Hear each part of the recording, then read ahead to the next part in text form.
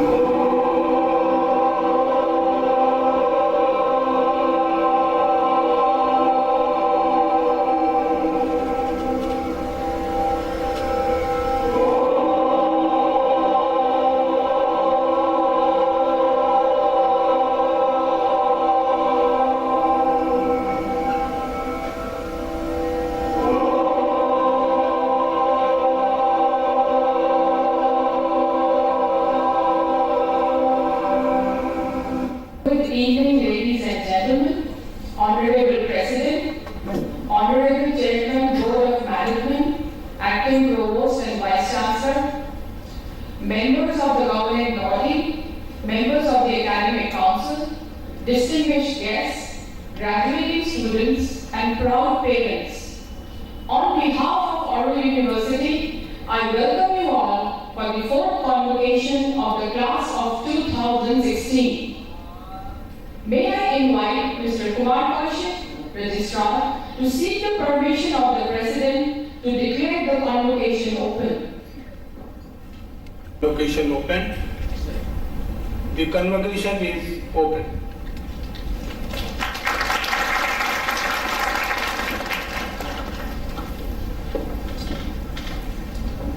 Thank you, sir.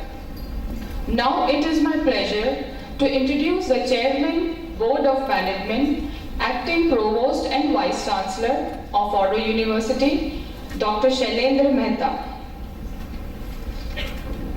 Dr. Shailendra Raj Mehta is the Chairman of the Board of Management of Oro University and Acting Provost and Vice Chancellor. He is also the Distinguished Professor of Strategy. Prior to that, he was Provost, Vice Chancellor of Ahmedabad University. Earlier, he was Visiting Professor of Business Policy at the Indian Institute of Management, that is IIM, Ahmedabad. Dr. Mehta is BA and MA from Delhi University, St. Stephen's College and Delhi School of Economics respectively. His MPhil is from Balliol College, Oxford, and his PhD is from Harvard. May I request, sir, to please deliver the welcome address. Shri H.P. Raman, Chairman, Board of Governors, members of the Governing Board of Oro University, faculty members, administrators of Oro University, graduating students of Oro University, and the parents of our graduating students. A very warm welcome to you on a beautiful day here in Surat. We are gathered here to celebrate one of the most important events in the life of students, the day when they step out of the world of youth and into the world of adults, namely the graduation ceremony from college. As we gather here, our thoughts go to our chief guest, the Honorable Justice Ganpat Singh Lee, who could not be here with us today because he's been hospitalized in Delhi. He sends us his regrets, but he has also sent us his convocation speech, which at a later point in the day, it will be my pleasure to read out. But first I wish to speak to you about what makes Oro University very special. Oro has been established to create the integral human being, that is, the complete human being. A human being who will realize his or her potential in any chosen field of endeavor. At the recently concluded gathering of world leaders, perhaps the preeminent such gathering that happens every year in Davos, Switzerland, it was stated that in 5 years, a third of the skills that are deemed important in the workplace today will change. Among the top 10 skills that will be required are creativity, people management, coordination with others, emotional intelligence, and a service orientation. None of these skills is effectively taught in universities anywhere in the world today. But the issues are even deeper.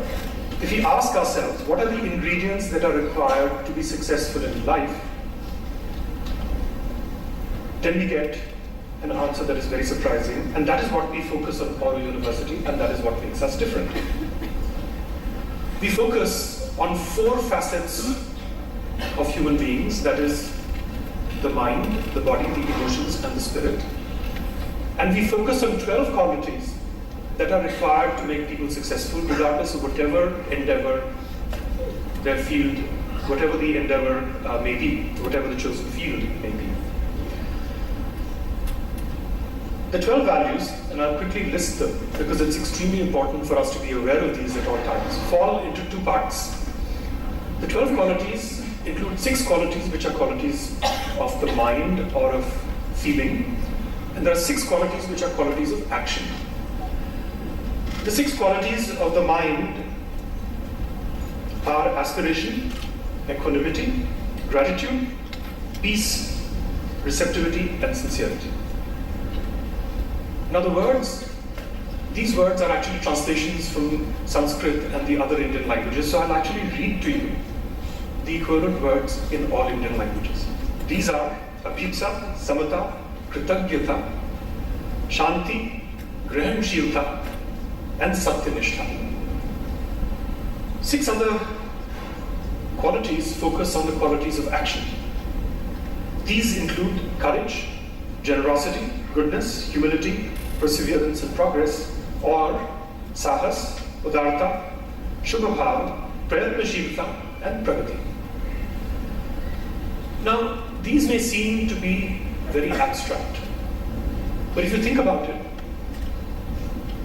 all successful people in the world, to a large degree, exhibit most of these values.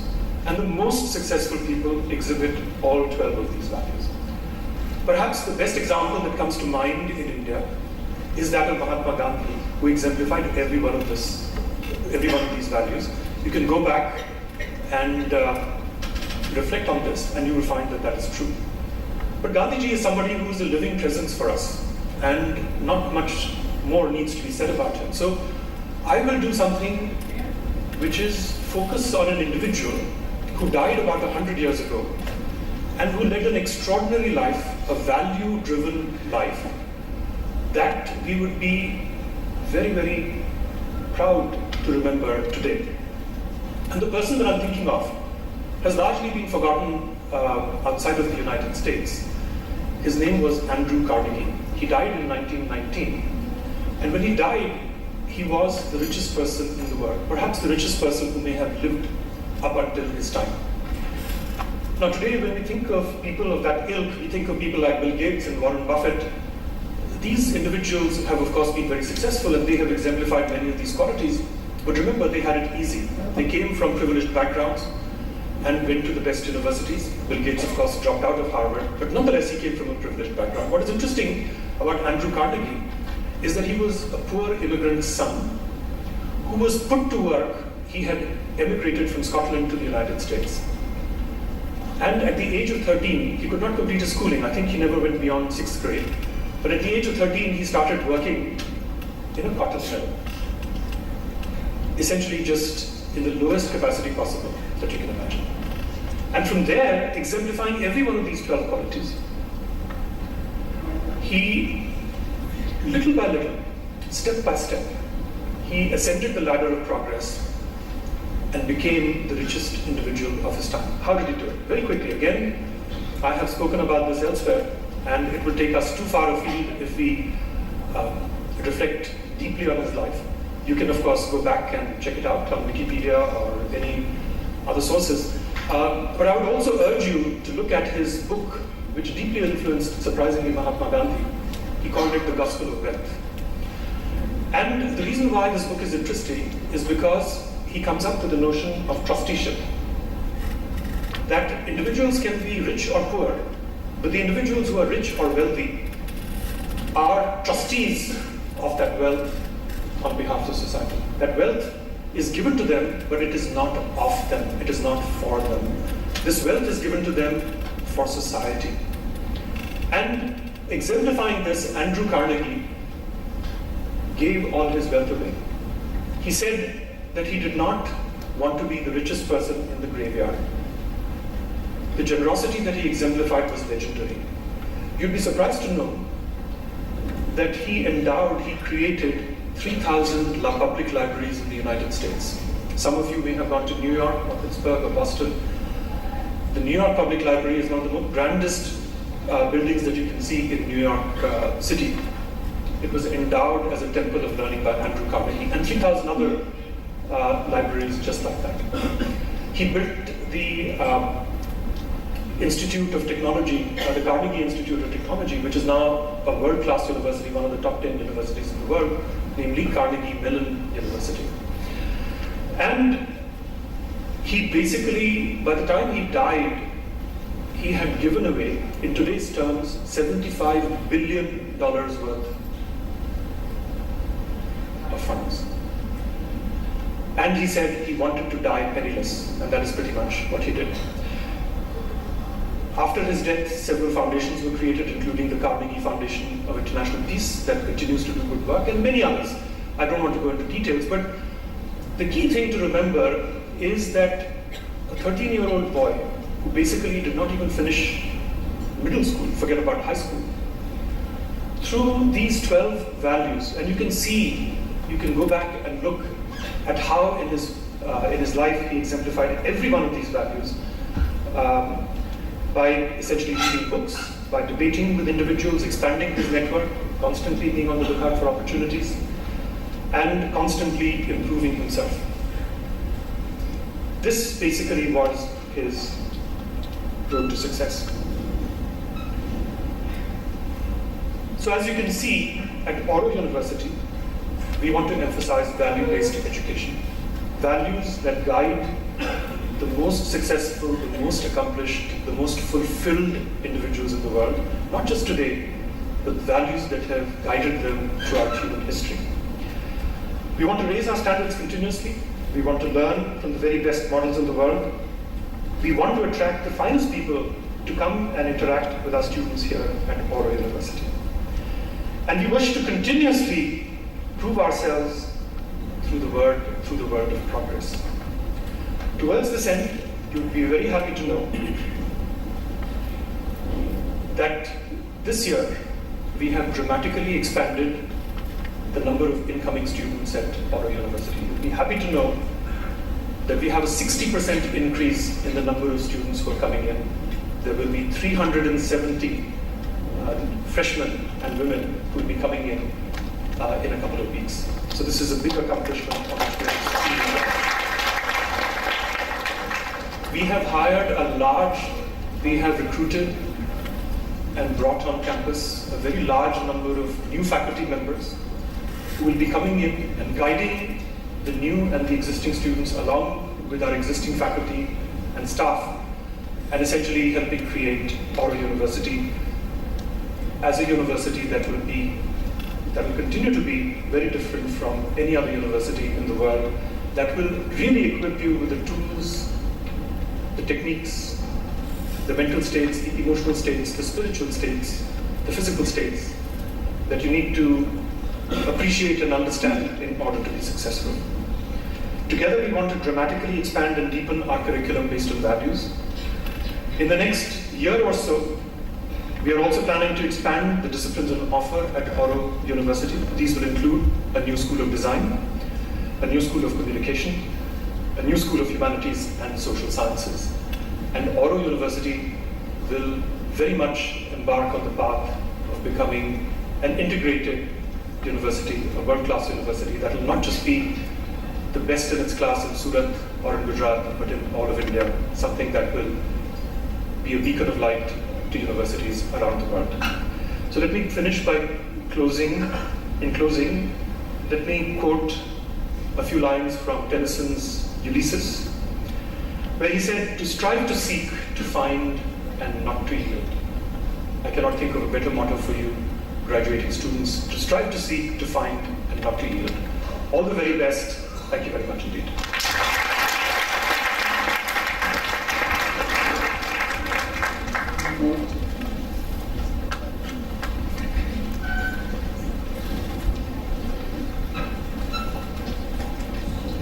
Thank you, Dr. Shailendra Mehta, for your emphasis on value-driven education at Oro University and your vision and your mission to make Oro an integrated university. Now it is my privilege to introduce the Honorable Founder President of Oro University, Shri H.P. Rama.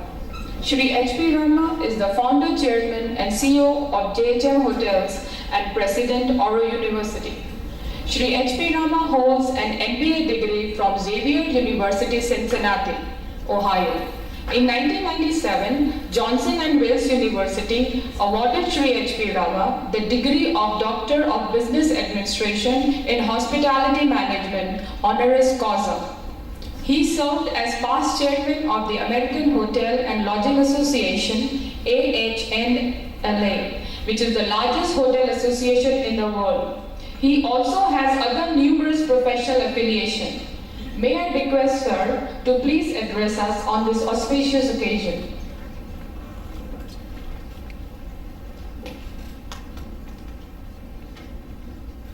Distinguished guests and proud parents, Let me take this opportunity to thank all of you for joining us in the fourth convocation of Oro University. I express my deep sense of gratitude to Honorable Justice Ganpat Singhvi, who could not be with us in spite of his earnest desire to be with us and as a chief guest of our university convocation.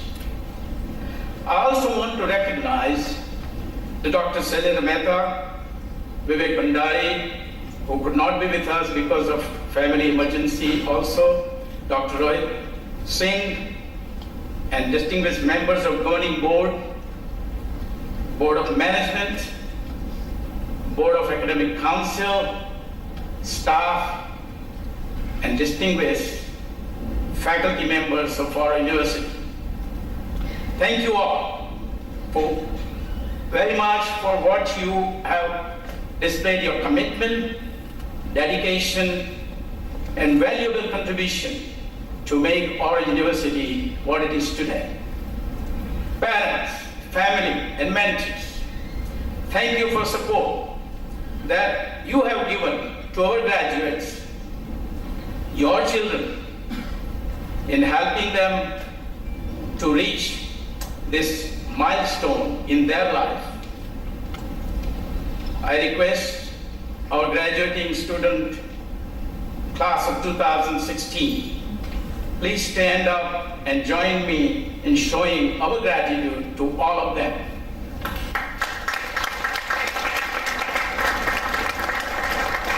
Thank you.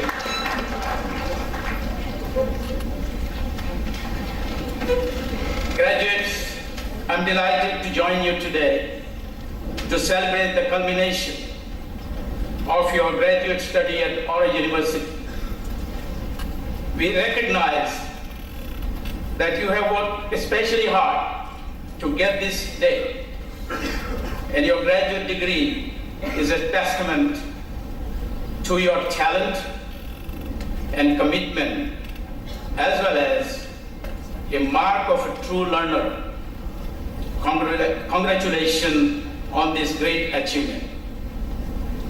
At Oro, we have provided you with opportunities inside and outside of classrooms to acquire knowledge, develop skills, and mold your character to help you become lifelong learners and inspire leaders. At Oro, we have prepared you for the future world because you belong to the future.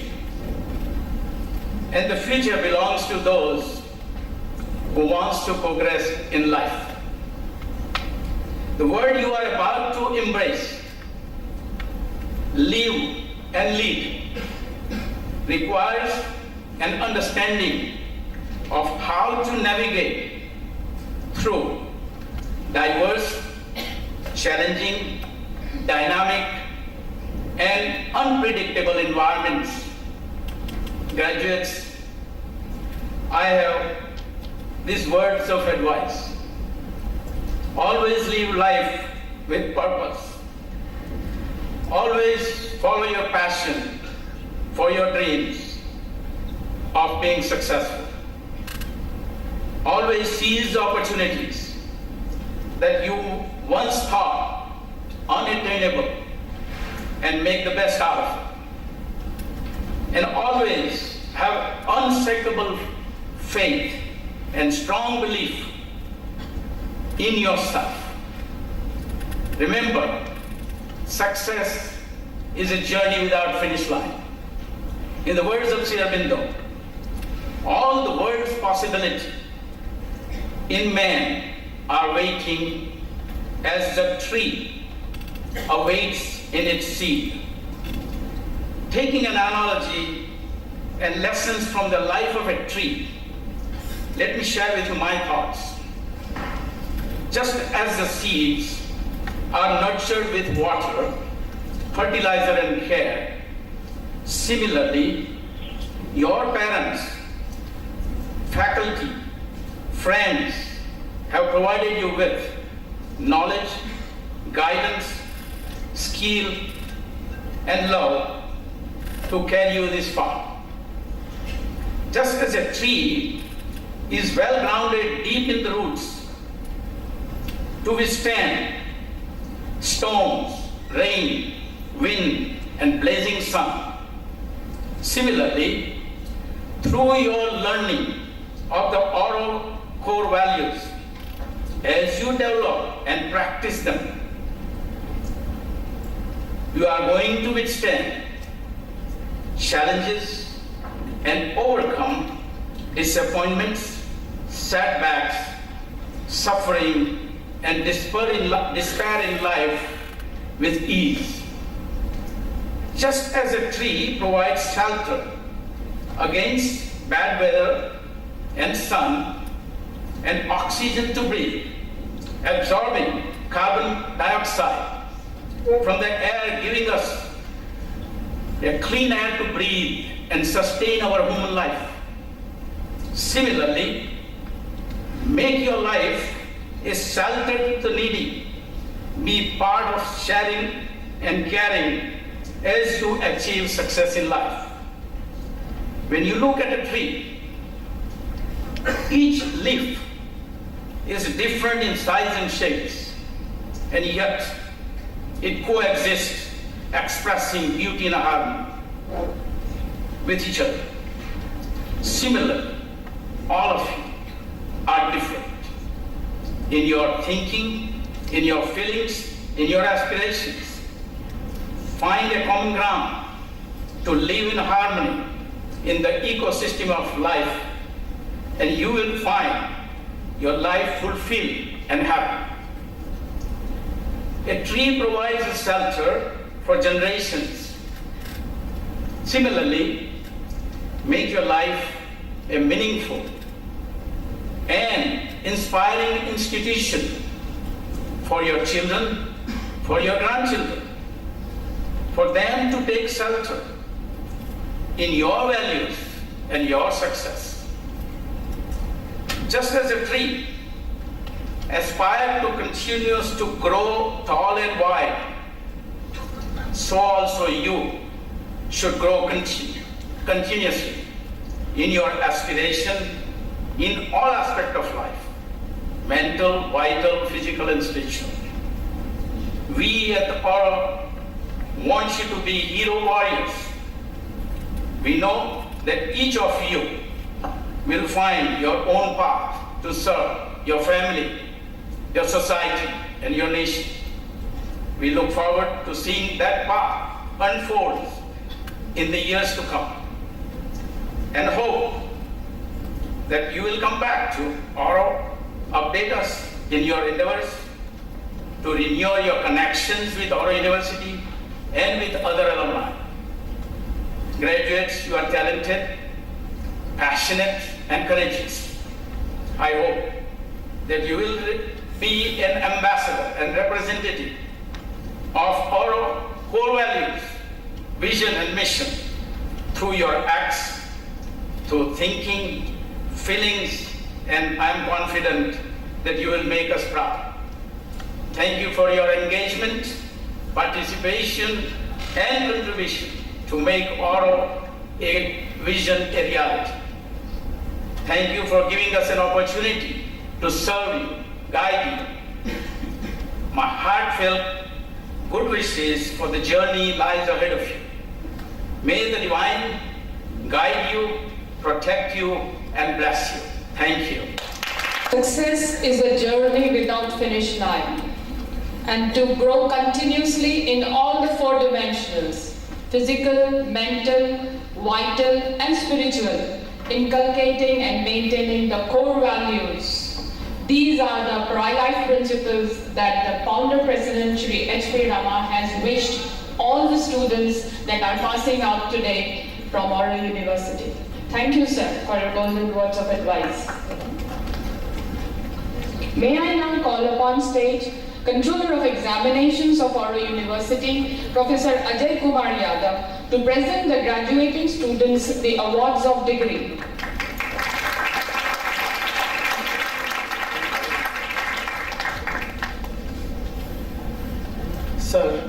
I now present the students of Master of Business Administration of Oro University, whose names are set out in the list and who have qualified to receive the Master of Business Administration degree. I request that they may please be awarded the degree.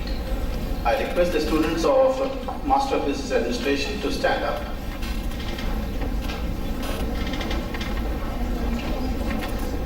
I request the President, Shri H.P. Rama, Chairman, Board of Management, Acting Provost and Vice Chancellor, Dr. Shailendra Mehta, and Associate Dean, Dr. Rohit Skin, to please come on stage and confer the degrees.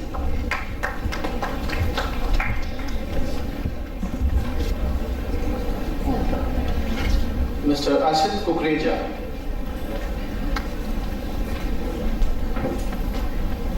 Ms. Mr. Arun Munjal.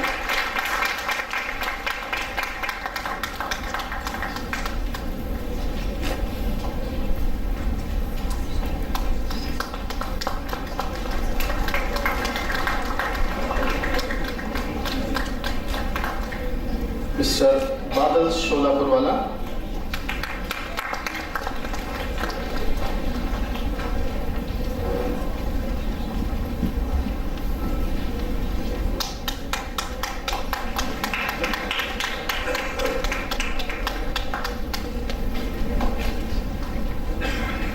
Ms. Charu Jagwani.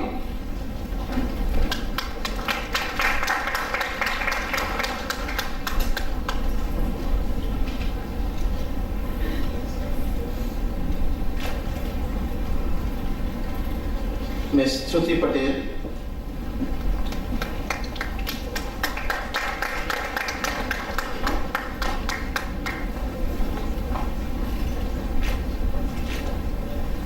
Ms. Divya Jain.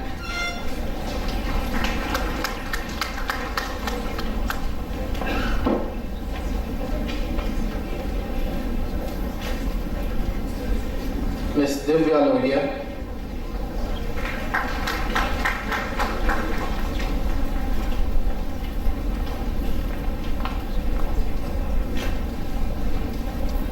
Mr. Harsh Parekh.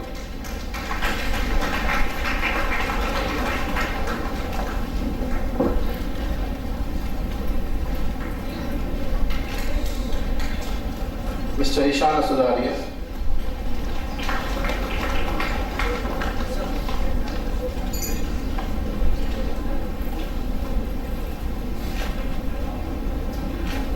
Ms.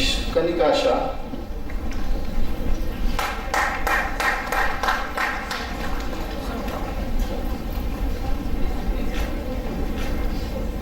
Mr. Kishan Patel.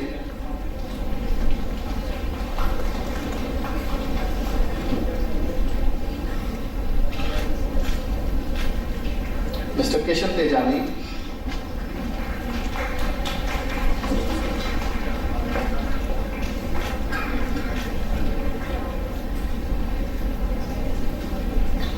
Mr. Krishna Kedia.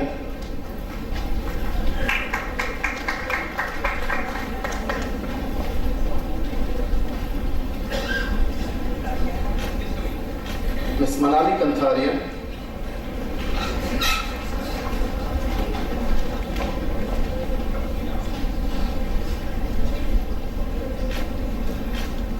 Ms. Mirwa Wagazia.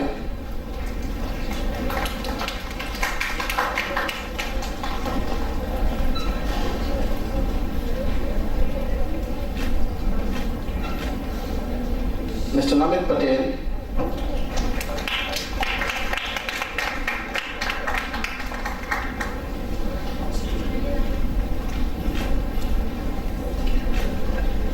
Ms. Nidhi Nangalia.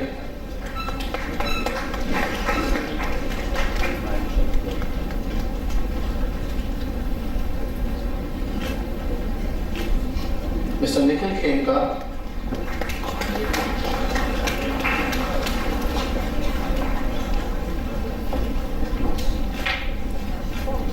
Ms. Palak Mandhyan.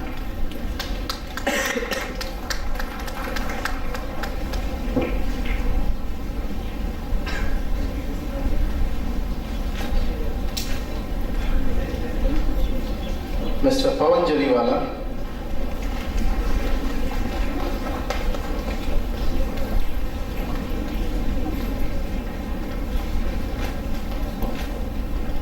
Ms. Payal Agarwal,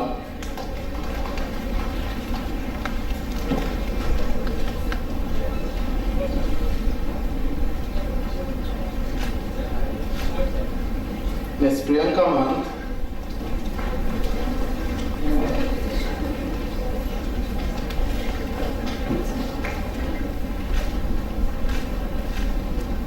Ms. Richa Agarwal,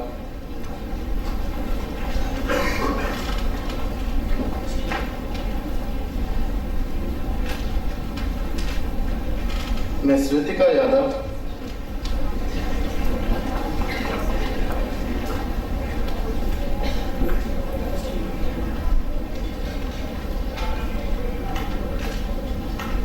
Ms. Ruta Gadia,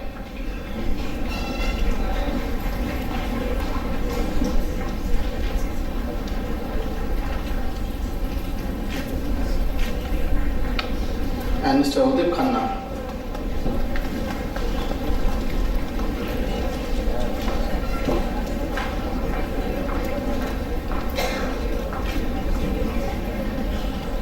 Sir, now I present the students of Bachelor of Business Administration of Oro University, whose name are set out in the list and who have qualified to receive the the Bachelor of Business Administration degree.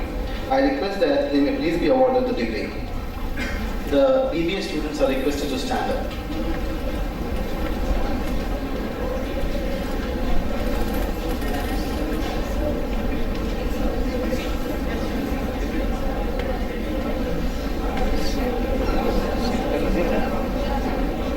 Mr. Ayush Agarwal,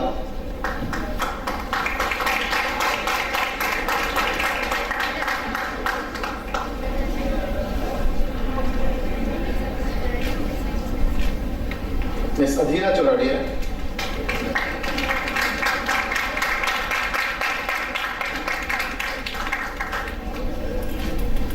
Mr. Akshay Mohta,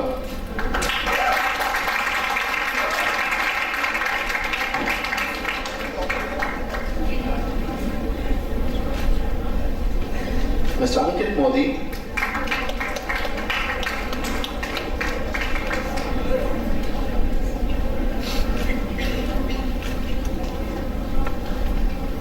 Mr. Anurag Rathi,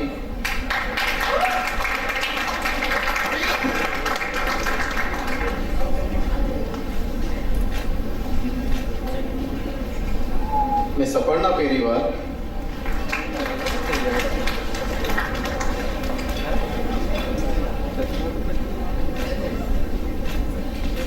Mr. Purva Jain,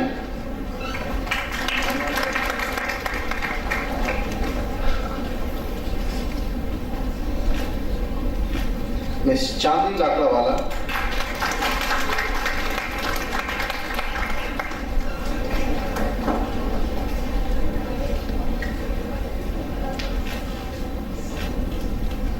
Ms. Devisha Patel,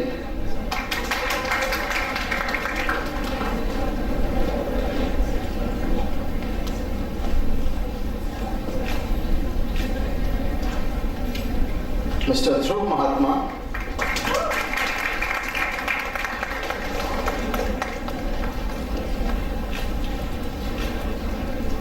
Ms. Diksha Dhandaria,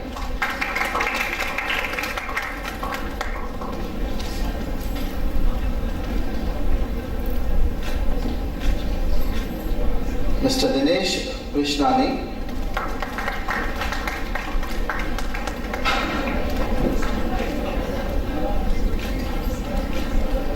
Mr. Devesh Gadia,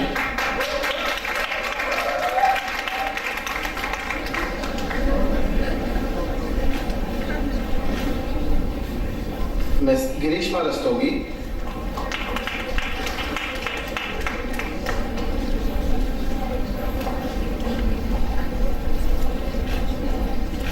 Mr. Harsh Patel,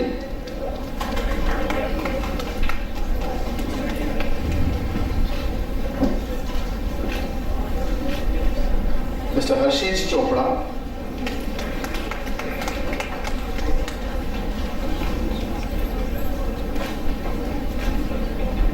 Ms. Hinali Patel,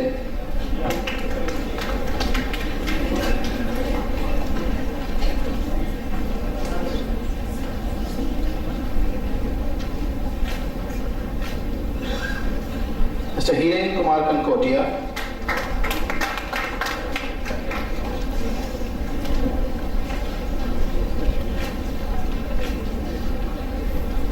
Mr. Hussain Daginawala,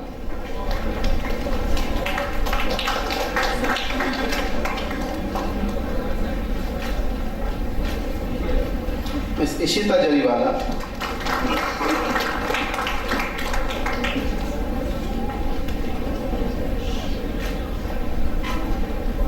Mr. Kartik Banawala,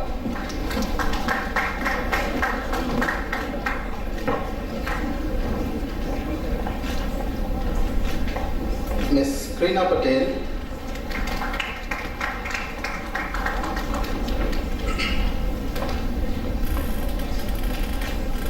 Mr. Kush Seth,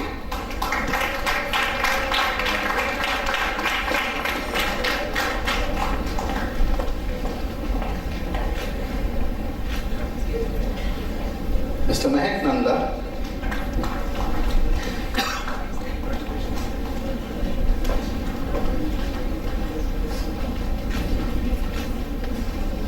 Muhammad Azim Mehman,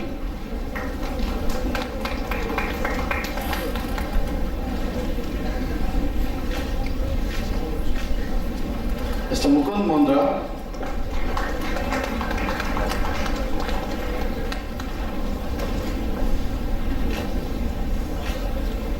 Mr. Namat Juneja,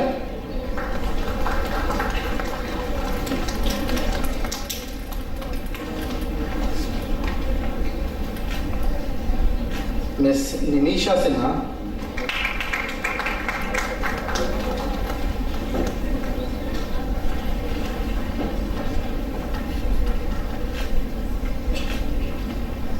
Ms. Parnasi Khator,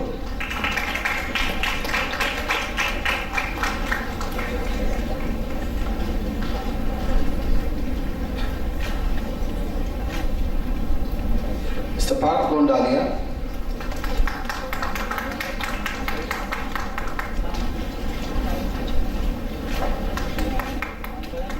Ms. Poonam Maruti,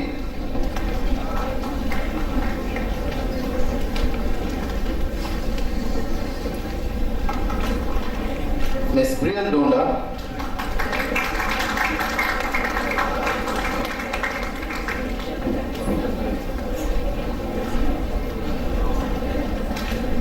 Mr. Puneet Sethia,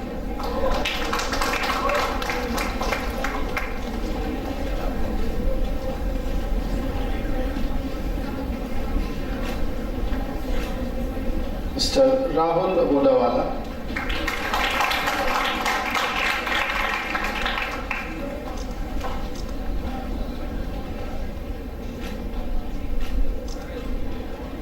Ms. Rajeshwari Kejriwal,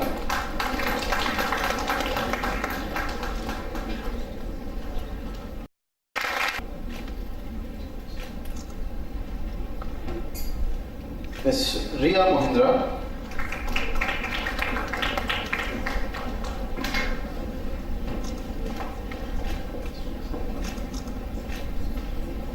Mr. Rikin Patwari,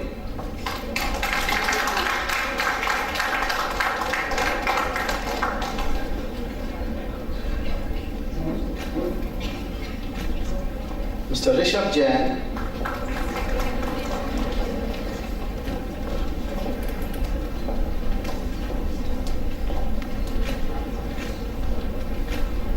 Ms. Ritika Rathore,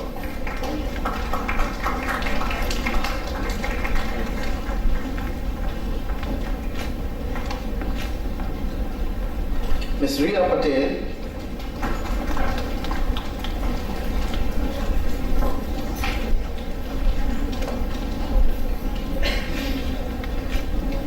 Ms. Rohini Parekh,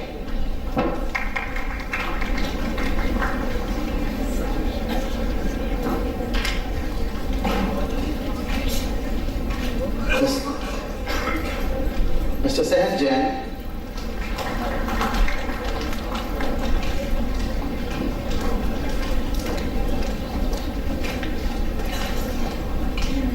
Mr. Sahil Gupta,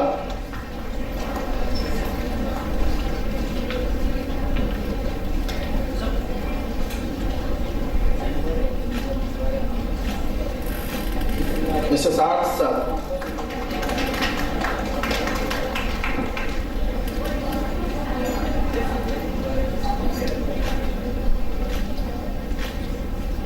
Ms. Shikha Punjabi.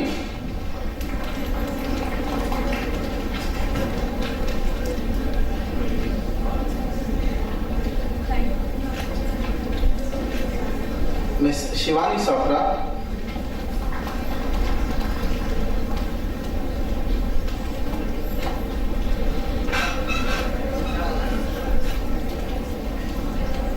Mr. Shreya Agarwal.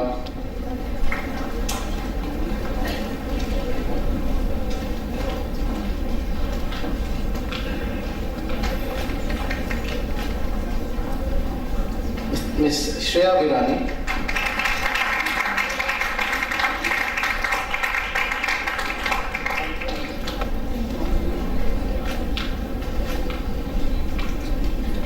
Mr. Shyam Jariwala.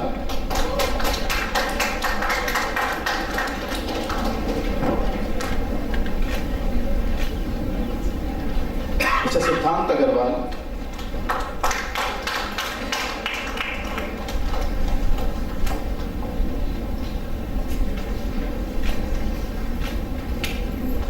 Mrs. Marika Jain.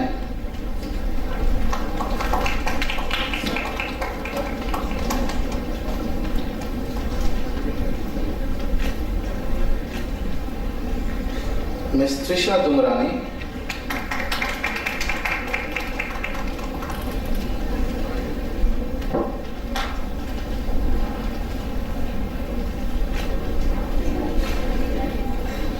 Mr. Utsav Bulbulia.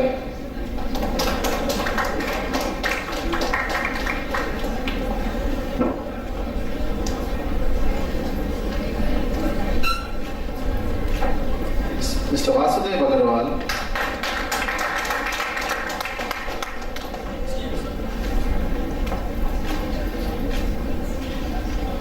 Mr. Vatsal Agarwal.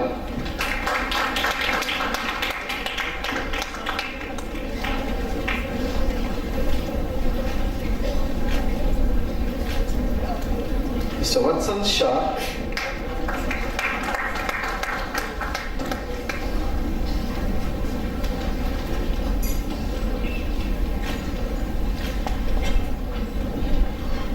Mr. Vihit Pancholi.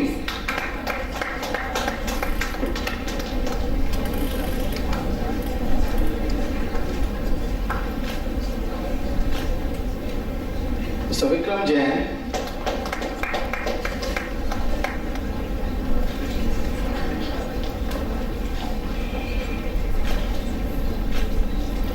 Mr. Vishal Shroff.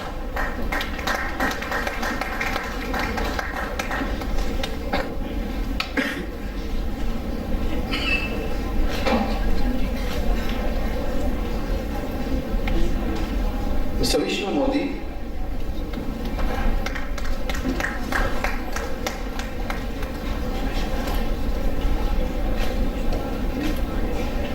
Mr. Vitesh Thakkar.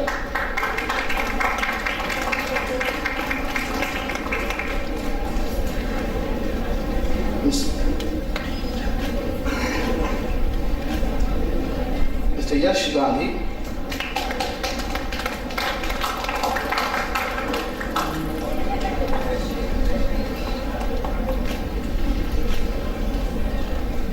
Ms. Yesha Patel.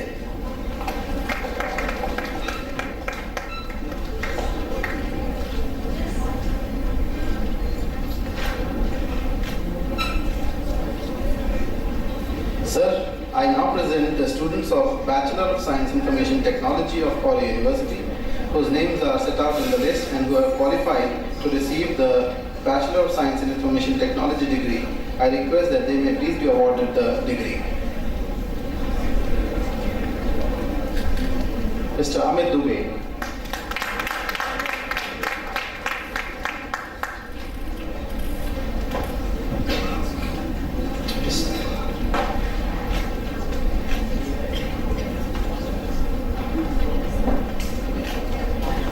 Mr. Parthav Singh K.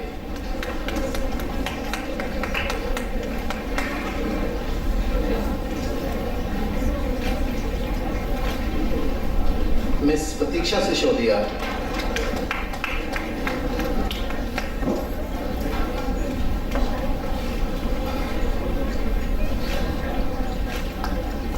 Miss Shreya Jain.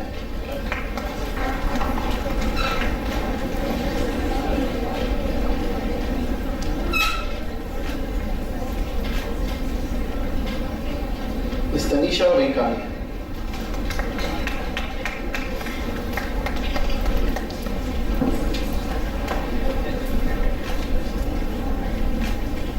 And Mr. Utsav Gandhi.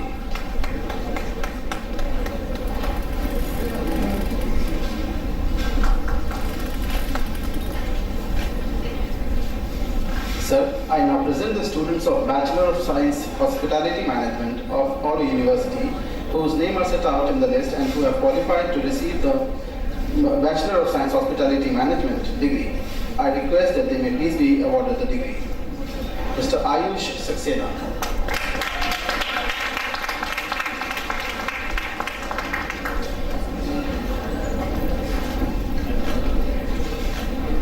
Mr. Gurpreet Singh Arora.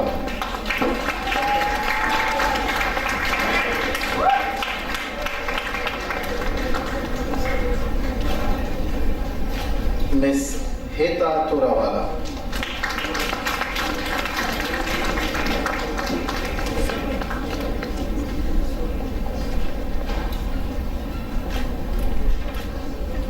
Miss Malisha Bhatta.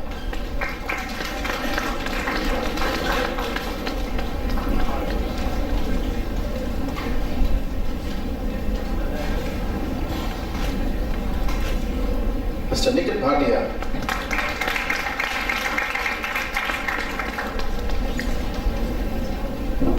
Mr. Rahul Kadiwar.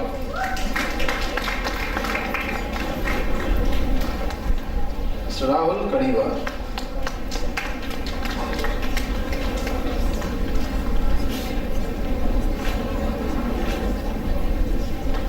Mr. Sagar Batra.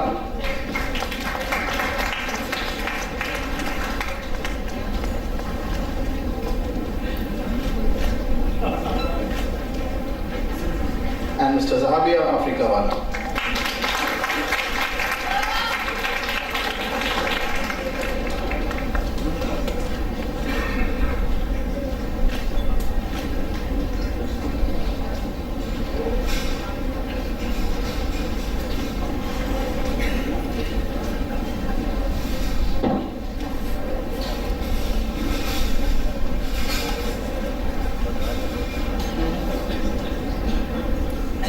By virtue of authority vested in me as acting provost and vice chancellor of Oro University, Surat, Gujarat, I admit you all to the degree of Master of Business Administration MBA, Bachelor of Business Administration BBA, Bachelor of Science Information Technology BSc IT, Bachelor of Science Hospitality Management BSc HM, and I charge you that ever in your thought and action, you prove yourselves worthy of the honor conferred on you.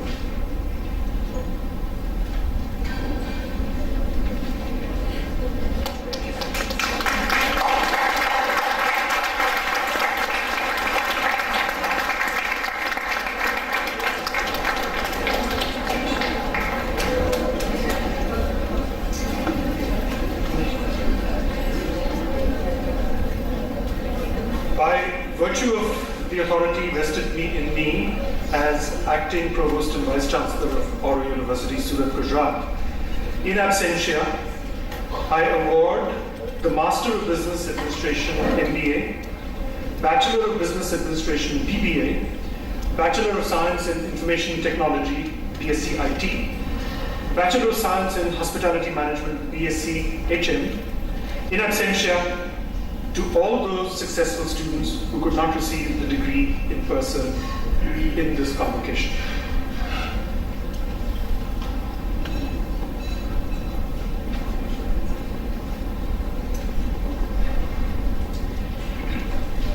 Sir, now I present those meritorious students to you who have been adjudged for the award of gold medal and silver medals for overall academic excellence in MBA, I request that the President, Shri H.P. Rama sir, may please give away the medals to the deserving students. First of all, the silver medal for securing first position in various fields of specialization in the Master of Business Administration 2014-16 for marketing, Ms. Divya Jain.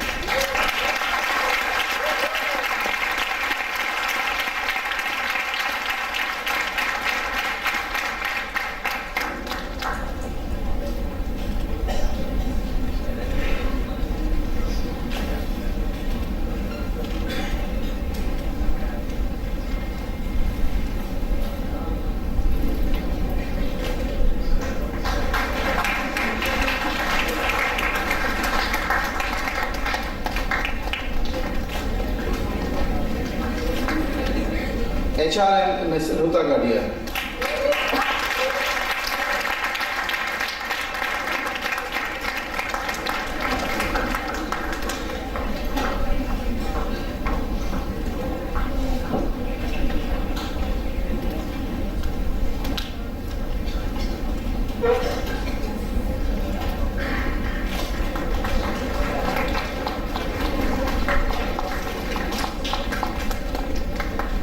Finance, Mr. Krishna Kedia.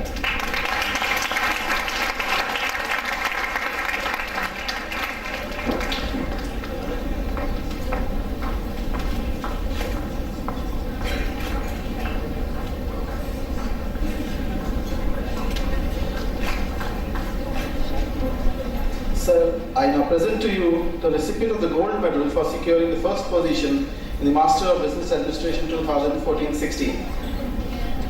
Mr. Krishna Kedia.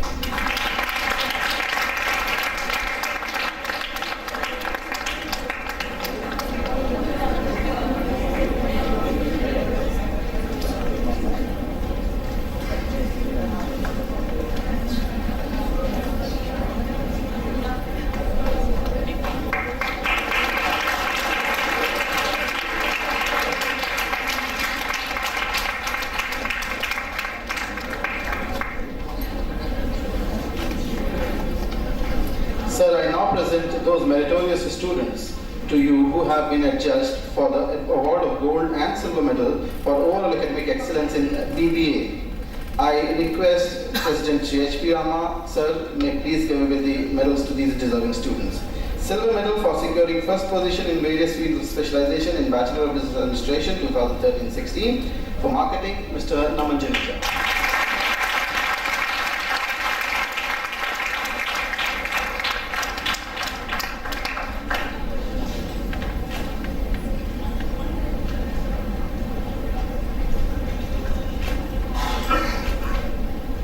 Finance, Ms. Adhira Choradia.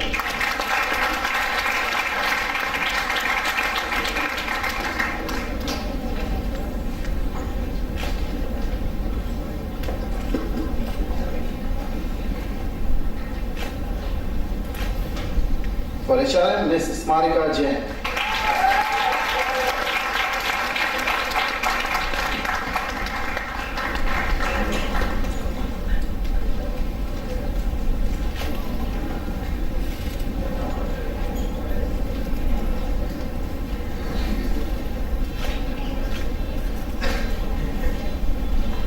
Sir, I now present to you the recipient of the gold medal for securing the first position in the Bachelor of Business Administration 2013-16, Ms. Adhira Choradia.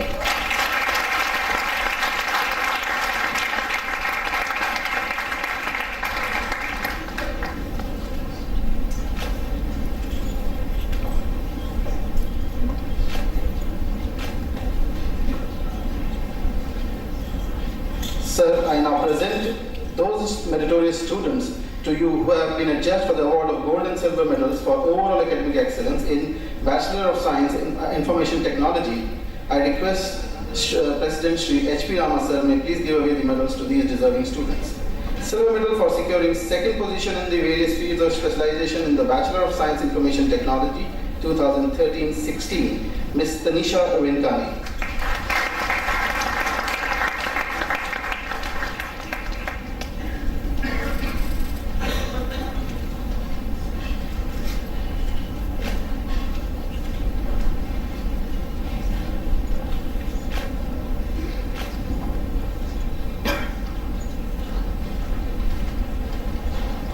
medal for securing first position in the Bachelor of Science in Information Technology 2013-16 is Miss Shreya Jain.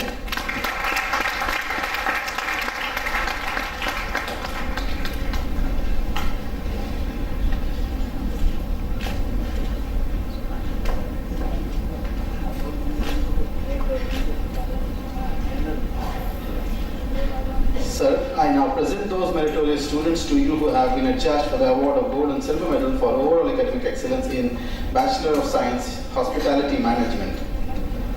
Silver Medal for securing second position in Bachelor of Science, Hospitality Management, Ms. Malisha Bhatta.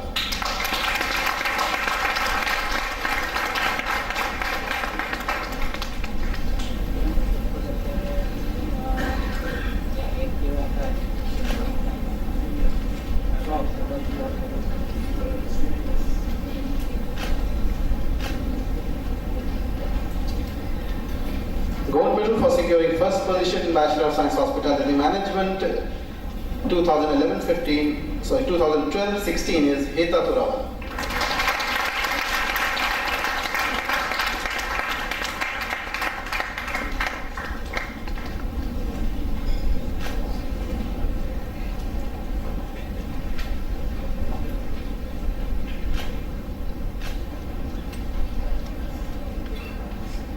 Sir, this concludes the award of degree and medals. Thank you. Though our chief guest, Honorable Justice Shri G.S. Singhvi ji, could not be present with us today, may I present a brief introduction about him. Honorable Justice G.S. Singhvi ji graduated from Jodhpur University and passed LLB examination in the year 1971 with gold medal from Rajasthan University and consequently joined the legal profession and practiced in Rajasthan High Court. He represented the state government in special cases and almost all the universities of Rajasthan, various public corporations, educational institutions and local authorities.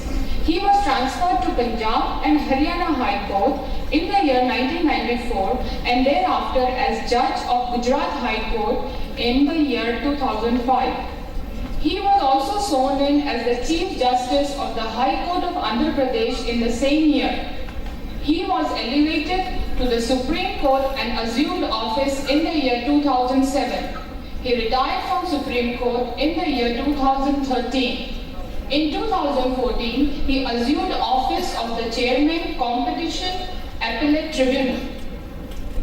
May I now request Chairman, Board of Management, Acting Provost and Vice Chancellor, Oral University, Dr. Shailendra Mehta, to deliver the convocation address on behalf of the Chief Guest, Honorable Justice Shri G.S. Singhvi ji. I read out Justice Singhvi's address. Let me mention that Justice Singhvi was in many ways the conscience of the Supreme Court.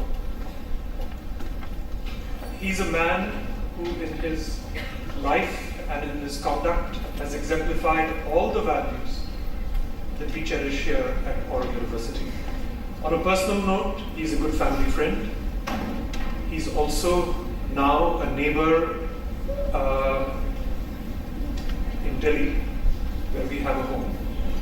So it is a privilege and a pleasure to be reading out this speech for Justice Singhvi. Dear students, I'm terribly sorry that despite being given this extraordinary honor of addressing all of you on the convocation, which marks the beginning of a new journey in your life, I could not personally be present on this very special day due to my ill health. I wish to share a few snippets of my life with all of you, young men and women, bright-eyed with anticipation, before you launch yourself into the world beyond academics. But first of all, I extend my warm congratulations and greetings to all the graduates who are today being conferred with degrees. I also extend my greetings to the parents who have spent their time, effort, money and energy to make you all competent enough for successful future endeavors. Indeed, this is a red letter day in your life, and I hope that not only will you achieve the distinction in your chosen field, but will also serve mankind in general and the nation in particular with devotion, dedication, and enthusiasm. Dear students, our generation has done whatever it could. The baton is now passed on to your shoulder, a great responsibility of transforming India into a socially mature, economically developed, technologically advanced, and strategically sustainable country. When I look back to 1968, when I had joined Law College in Jaipur, I can tell you that what we had back then and what you have now are worlds apart. During my time, colleges provided for only a one-way transfer of knowledge through lectures. We had no internet, no laptops, no practical experiences, and no case study methods. Today, you all are exposed to diverse subjects which we had not even heard of back then.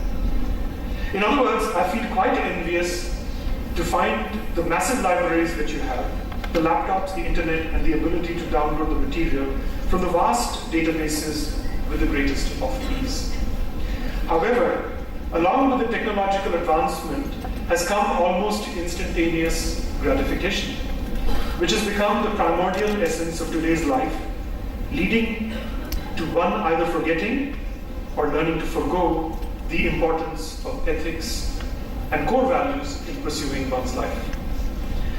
The fundamental values we should strive for were enshrined in our Constitution by the luminaries of the Constituent Assembly, which were mindful of the challenges of governance and societal changes likely to take place in the coming decades. The Assembly, which lasted for 3 years, culminated in evolving a set of rights recognized by persons of various castes and creeds, transcending national, social, and cultural boundaries. At the conclusion, Dr. B.R. Ambedkar, who was the chairman, appropriately said, and I quote, "I feel that the Constitution is workable, it is flexible, and it is strong. It is strong enough to hold the country together both in peacetime and wartime. Indeed, if I may say so, if things go wrong under the new Constitution, the reason will not be that we had a bad Constitution. What we will have to say rather is that man was vile." The efforts of an educational institution must be in the direction of achieving the cherished goals and values enshrined in the Constitution. For making the country strong, prosperous, and safe, it is necessary to develop a sound, value-based, and quality-oriented system of education. Without inculcating or striving to achieve and obtain these fundamental core values, no country can progress or develop. It is education that can play a vital role in achieving the targets of social, political, economic, and technological changes and national reconstruction. In fact, education provides individuals with a sense of self-confidence, knowledge of self-potential, a skill of efficiency enhancement, and is a tool for self-development. There is an urgent need of creating an atmosphere of utmost intellectual rigor, ensuring freedom of innovations and creativity, and realizing the seriousness of purpose. In this context, the role and responsibility of the university system of higher education is much more significant. I'm glad to know that Oro University adopts, practices, and disseminates its values towards the development of a stronger core, and I congratulate it for being a pioneer institution in the country to follow historically what it preaches. Although many of you present today are from various diverse fields, I'm restricted in my professional experience to largely law, but I believe that this area allowed me to have a diverse set of experiences which forego boundaries, and certain experiences which I share with you apply more to fundamental perception one has towards life.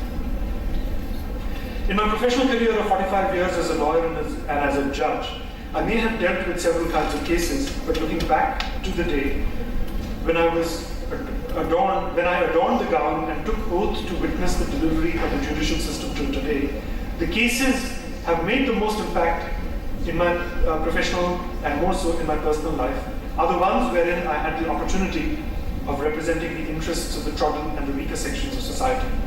That satisfaction is eternal. One of the first cases that I appeared in, as I remember, involved the issue of a class 4 employee's entitlement to pension and retirement benefits. My guru, Sri Marudhar Mridul, was a great philosopher, sociologist, and above all, an extraordinary human being.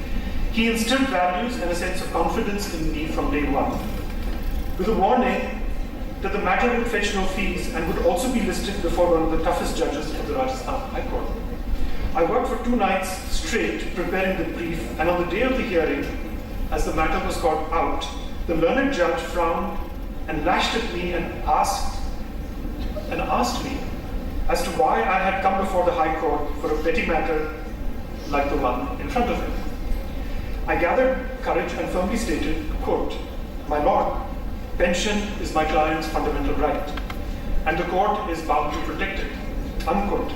I placed the judgment of the Supreme Court before the learned judge of the High Court, which to the fortune of my client had been delivered in a similar manner just 2 days before the hearing, as per which pension and retirement benefits constituted property within the meaning of Article 19 of the Constitution. The learned judge, having nothing more to object to, agreed with the Apex Court's verdict and directed the government leader to follow suit. About 2 months after the hearing, the Class 4 employee came to me to meet my guru at his office with tears of joy and told him that he had received his dues. The satisfaction that I derived that day cannot be counted in terms of money, and reinstated my belief in the fact that if you try, you can make a difference, but only if you try. Another incident occurred in the year 1997. This time, I was on the other side of the bench, sitting as a judge in the Punjab and Haryana High Court. The Government of India had constructed a bridge through the National Highway Authority of India, and to divert the traffic during the pendency of construction, an alternate bypass of 4 kilometers was provided for. As all the commercial and private vehicles would tread on the bypass, the entire stretch would remain congested, taking hours to travel. Although the bridge was ready for use, the same was not being opened to the public, for the minister did not have time to inaugurate the bridge. A public interest litigation was filed in which a senior advocate of the High Court mentioned the plight of the commuters to our bench. Upon inquiring from the chief engineer as to why the bridge, despite being ready, was not put to use, an expected bureaucratic response was received that the minister was not available for inaugurating the bridge. Appalled by the scenario, we took a decision that the bridge was meant for the public and would not be kept closed for the non-availability of a minister to cut ribbons. It was natural for the chief engineer to inquire as to who will inaugurate the bridge. It immediately occurred to me that hundreds of laborers had devoted their time and energy and sweat and blood to complete the construction, and therefore were the only appropriate people to have the privilege to inaugurate the bridge. Accordingly, the court directed the chief engineer to have the oldest laborer do the honors. The order of the court was carried out, and Ganeshi Lal, as the name appeared in the newspapers, opened the bridge to the traffic. When interviewed by the media, Ganeshi Lal made an extraordinary statement that, quote, "In my lifetime, I was first garlanded by my wife at the time of marriage. And this is the second time."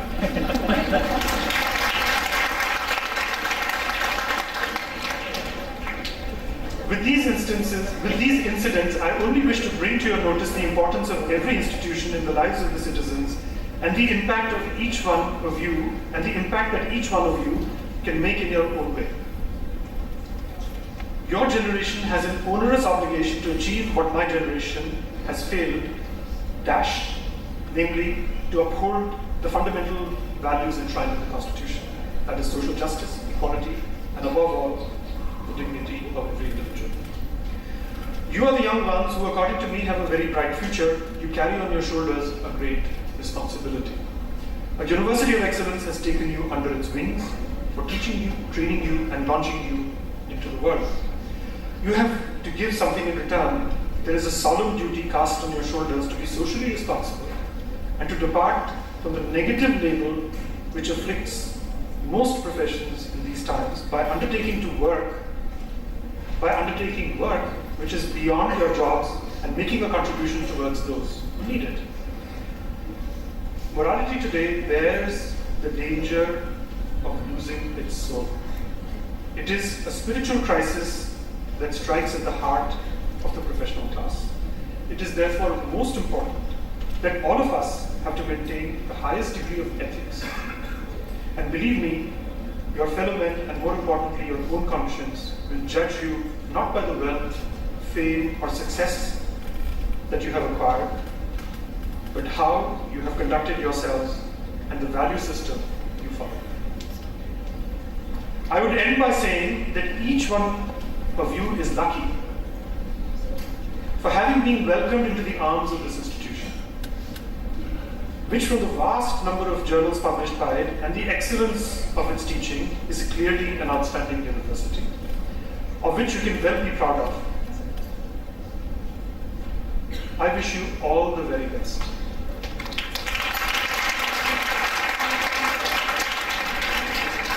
Dream big, but do more. Thank you very much.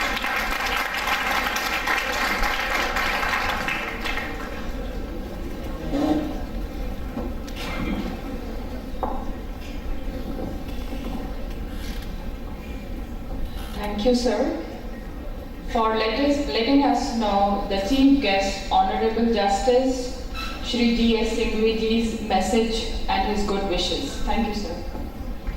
May I now call upon Mr. Kumar Kaushik, Registrar, Oro University, to seek the permission of President Shri H.P. Rama to declare the convocation closed.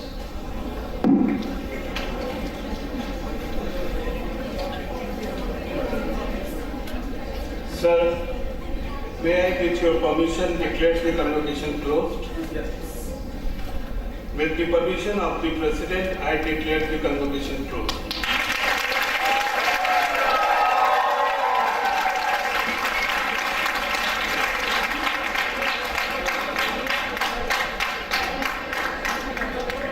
May I express my appreciation and gratitude to everyone for your gracious presence on the third convocation of Oro University.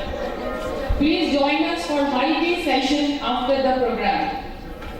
May I now request the dignitaries and guests and the students to please rise for Vande Mataram, with which we conclude the convocation 2016.